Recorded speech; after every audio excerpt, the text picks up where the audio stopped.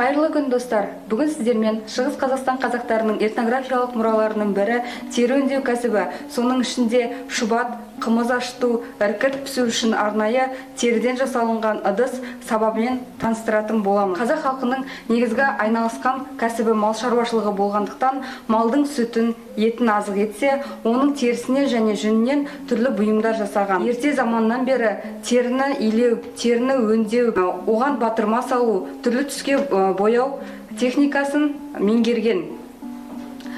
Теріден түрлі түске киіздер, киімдер, ат әбзелдерін, сонымен қатар сүт өнімдерін сақтайтын ыдыстар жасаған.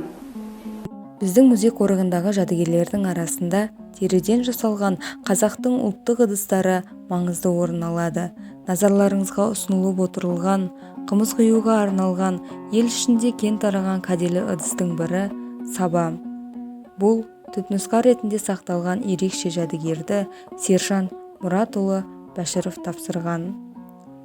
Нақты кімге тиесілі екені белгісіз.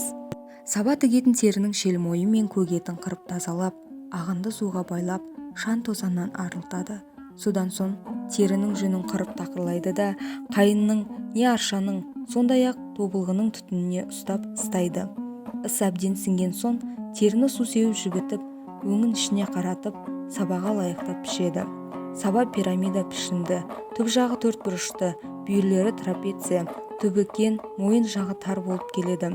Оның мойнының кендігі піспек емін еркін сиярлықта етіп алынады да, мойнының бір бүйірінен үш бұрышты баулық шығарылады.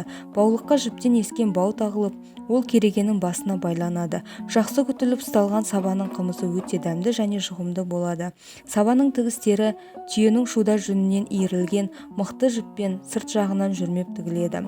Этнографиялық әдебиеттерде саба туралы көп жазылғанымен, бес биенің одан да көп жылқы терісінен істелген алып сабалар жөнінде өте сирек кездеседі және зерттелмеген. Мысалы, арқада шұбартпалы Ағыбай батырдың бес биенің терісінен жасалған сабасын екі түйе көтеріп жүрген екен.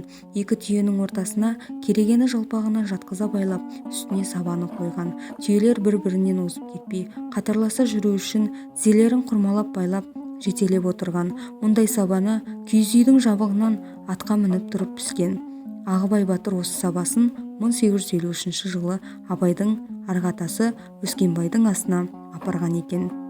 Ұлттық құндылықтарымызды дәріптеп, бірегей жәдігерлерімізді сақтап, оны болашақ ұрпаққа жеткізу біздің міндетіміз. Назарларыңызға рахмет.